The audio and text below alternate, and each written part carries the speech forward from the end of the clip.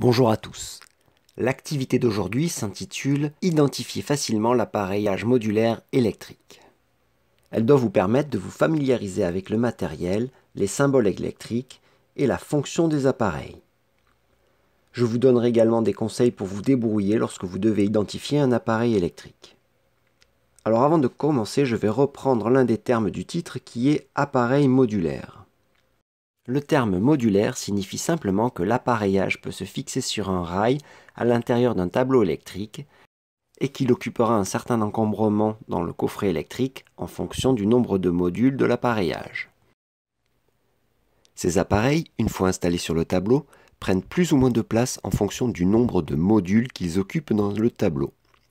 Par convention, un module correspond à une largeur de 17,5 mm. Cet appareil-là, qui est composé de deux modules, occupe donc une largeur de 2 fois 17,5, soit 35 mm dans le tableau électrique. Fermons cette parenthèse sur le titre et voyons les astuces permettant de reconnaître facilement l'appareillage électrique. La référence. Quand on n'y connaît pas grand-chose en appareil électrique et qu'on ne dispose pas de notice, la première chose à faire est d'identifier la marque et la référence de l'appareillage. Les principales marques utilisées à l'atelier sont Schneider Electric, Legrand, Aguerre, mais il en existe bien d'autres. En fonction des marques, les références se composent soit uniquement de chiffres, soit d'un mélange alphanumérique, c'est-à-dire des lettres et des chiffres.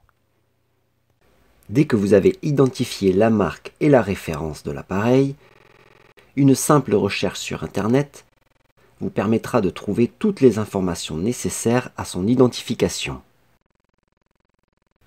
Vous aurez ainsi accès à la désignation ou le nom de l'appareil, ses caractéristiques électriques, et une autre recherche vous apportera sa fonction dans le montage électrique et même son symbole pour le représenter dans un schéma électrique.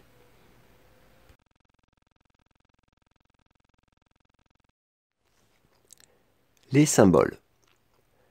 Un schéma électrique est composé d'une multitude de symboles, reliés par des traits qui sont les conducteurs. Pour vous en sortir et donc pour savoir lire un schéma, il est donc nécessaire de savoir identifier les principaux symboles électriques utilisés à l'atelier.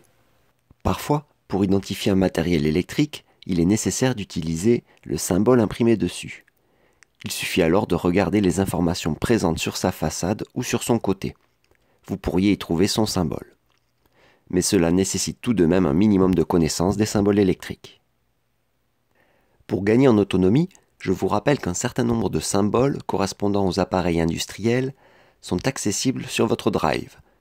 Vous retrouverez ce document dans le dossier Préparation, dans les ressources qui vous sont partagées, dans le fichier qui s'intitule Appareillage industriel fonction symbole.pdf. N'hésitez pas à le consulter régulièrement. À force de l'utiliser, vous arriverez facilement à identifier un appareil à partir de sa forme, de son symbole, et vous serez capable de déterminer sa fonction. L'apparence ou la forme. Avec de l'expérience, vous reconnaîtrez facilement l'appareillage simplement en observant sa forme ou les informations et caractéristiques indiquées en façade de l'appareil. Alors je tiens à faire un petit rappel concernant la question indiquer le nombre de pôles d'un appareil électrique, car vous êtes nombreux à vous être trompés à cette question lors des activités du vendredi matin. Identifier le nombre de pôles d'un matériel électrique permet d'expliquer si l'appareil est unipolaire, un pôle, monophasé, un pôle plus neutre, triphasé, 3 pôles ou 3 phases, et enfin tétrapolaire, qui correspond à 4 pôles, c'est-à-dire un neutre et 3 phases.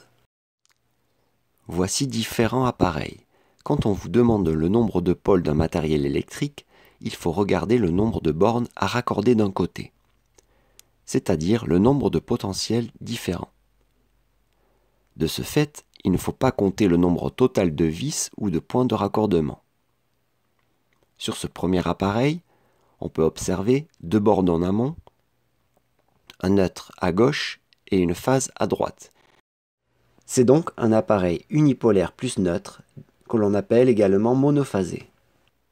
Cet autre disjoncteur présente 3 pôles en amont. Il est donc triphasé, 3 phases. Cet autre appareil est un disjoncteur différentiel. Il possède 4 pôles. Il est donc tétrapolaire. Il a un neutre et 3 phases. Après ces quelques conseils, vous devrez réaliser la première partie de l'activité. Elle va vous permettre de tester vos connaissances sous la forme d'un quiz. Vous pourrez le passer autant de fois que vous le voulez. La solution de chaque question vous sera donnée dès que vous validerez la réponse. L'objectif est que vous obteniez un taux de réussite d'au minimum 85% pour obtenir une évaluation en vert foncé. Dès que vous aurez obtenu ce résultat, et pour que je puisse le voir, il vous faudra le valider en tapant votre nom et votre adresse email sur cette fenêtre, visible à la fin du quiz. Puis, vous cliquerez sur « Envoyer » afin que je puisse valider votre travail. Dans la seconde partie de l'activité, vous devrez réaliser sur 2 feuilles séparées votre propre ressource pour l'appareillage domestique. Cette ressource se composera donc de 2 pages, avec chacune un tableau de 4 colonnes. Vous pourrez laisser la première colonne vide, elle correspondra à la photo de l'appareil. On ajoutera une photo ultérieurement. La seconde colonne correspond au nom et au symbole des appareils. Dans la troisième colonne, vous devrez préciser la fonction du matériel. Et enfin, dans la dernière colonne, vous indiquerez la référence visible sur la photo et les caractéristiques électriques que vous observez en façade sur l'image. La première page regroupera les appareils de protection modulaire que l'on rencontre dans l'habitat. Le premier, c'est un disjoncteur de branchement monophasé, que l'on appelle également avec le sigle AGCP, pour appareil général de coupure et de protection. Le second est un interrupteur différentiel monophasé. Et le troisième, un disjoncteur divisionnaire monophasé.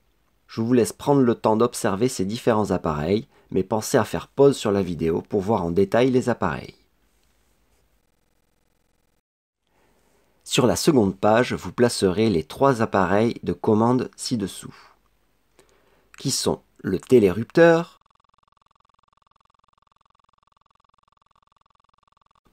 la minuterie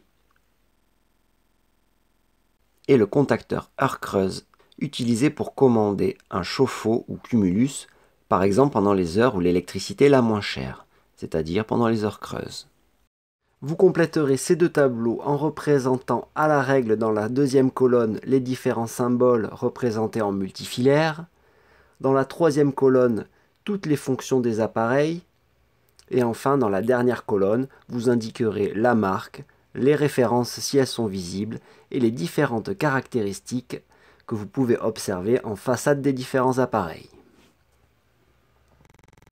Vous prendrez en photo vos 2 pages et vous me les enverrez par email sur l'adresse utilisée pour communiquer ensemble. Avant de commencer l'activité, pensez à lire attentivement les critères utilisés pour l'évaluation de vos compétences. Je vous souhaite à tous une bonne journée, à bientôt.